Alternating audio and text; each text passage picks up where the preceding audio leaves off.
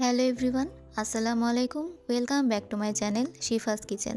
আমার আজকের রেসিপি নতুন আলুর সাথে দেশি মুরগির লোভনীয় ঝোল।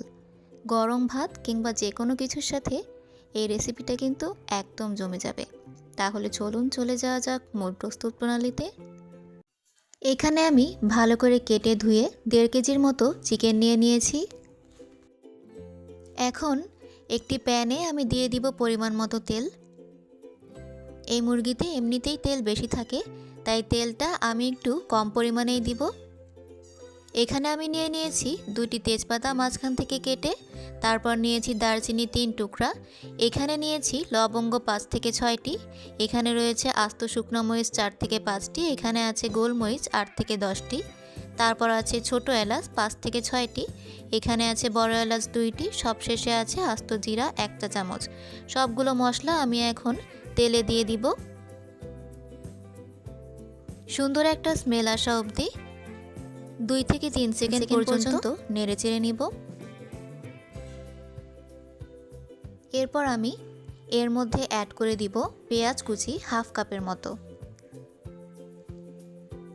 পেঁয়াজ কুচিটা দিয়ে এটা নেড়েচেড়ে হালকা বাদামি কালার করে ভেজে নিব। ভাজা হয়ে গেলে এ পর্যায়ে আমি এর মধ্যে অ্যাড করব আদা রসুন বাটা 2 টেবিল চামচ।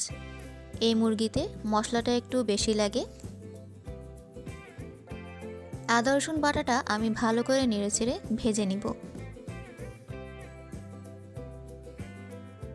ভাজা হয়ে গেলে দিয়ে দিব ফ্রোজেন করা টমেটো পেস্টের একটা কিউব। হালকা নেড়েচেড়ে এর মধ্যে অ্যাড করব ফ্রোজেন করা পেঁয়াজ বাটার একটা কিউব 1 টেবিল চামচের মতো। এটা দিয়ে সবগুলো মশলা আমি ভালো করে নেড়েচেড়ে কষিয়ে নিব।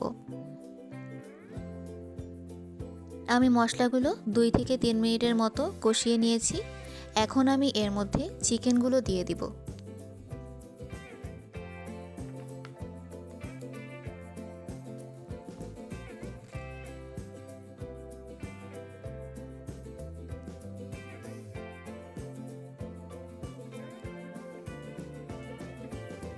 চিকেনগুলো দিয়ে এটা আমি মশলার সাথে ভালো করে নেড়েচেড়ে মিশিয়ে নিব এবং আমি মশলার সাথে 4 থেকে 5 মিনিটের মতো কষিয়ে নিব।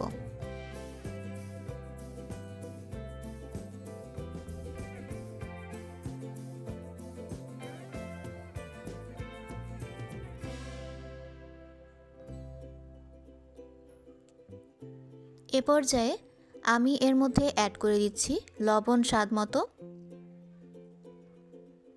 এখানে আমি 5 মিনিটের মতো মাংসটা নেড়েচেড়ে কষিয়ে নিয়েছি। চুলার আঁচটা কিন্তু মিডিয়াম হিটে আছে। এখন এর মধ্যে অ্যাড করব হলুদ গুঁড়া 1 টেবিল চামচ, তারপর দিয়ে দিব মরিচ গুঁড়া 1 টেবিল চামচ, তারপর অ্যাড করব ধনে গুঁড়া 1 টেবিল চামচ, তারপর আমি এর মধ্যে দিয়ে দিব জিরা গুঁড়া 1 টেবিল চামচ, তারপর দিয়ে দিব কাশ্মীরি লাল মরিচের গুঁড়া 1 টেবিল চামচ। সবগুলো মশলা আমি এখন ভালো করে নেড়েচেড়ে মিশিয়ে নিব। আমি মশলাগুলো নেড়েচেড়ে মিশিয়ে নিয়েছি। এখন আমি চিকেনটা 5 থেকে 7 মিনিটের মতো কষিয়ে নিব। ভালো করে কষাতে হবে। এই মাংসটা যত ভালো কষানো হবে খেতে কিন্তু ততটাই মজা হবে। মাংসটা কষানো হয়ে গিয়েছে, দেখতেই পারছেন তেল ছেড়ে দিয়েছে। এ পর্যায়ে আমি এর মধ্যে সিদ্ধ হওয়ার জন্য অ্যাড করে দিব পানি পরিমাণ মতো। পানিটা আপনারা মাংসের পরিমাণ বুঝে অ্যাড করে দিবেন। এখন আমি ঢাকনা দিয়ে ঢেকে রেখে দিব যতক্ষণ না মাংসটা 80% সিদ্ধ না হচ্ছে। এ পর্যায়ে আমি ঢাকনাটা খুলে দিচ্ছি। মাংসটা কিন্তু 80% সিদ্ধ হয়ে গিয়েছে। আমি এখন ভালো করে মাংসটা নেড়েচেড়ে নিব। আমি অফ ক্যামেরাও কয়েকবার নেড়েচেড়ে দিয়েছি। আমি এখন এর মধ্যে অ্যাড করে দিব নতুন আলু। নতুন আলুটা আমি এভাবে কেটে নিয়েছি।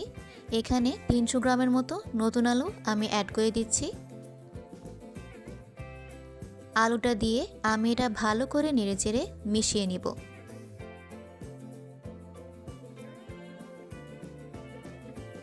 এখন ঢাকনা দিয়ে ঢেকে রেখে দিব আলু সিদ্ধ হওয়ার আগ পর্যন্ত। এ পর্যায়ে আমি ঢাকনাটা খুলে দিব। আমি অফ ক্যামেরায় কয়েকবার নেড়েচেড়ে দিয়েছি। এ পর্যায়ে আমার আলু এবং মাংস দুটোই সিদ্ধ হয়ে গিয়েছে। আমি এখন এর মধ্যে অ্যাড করে দিব গরম মশলার গুঁড়া হাফ টেবিল চামচ।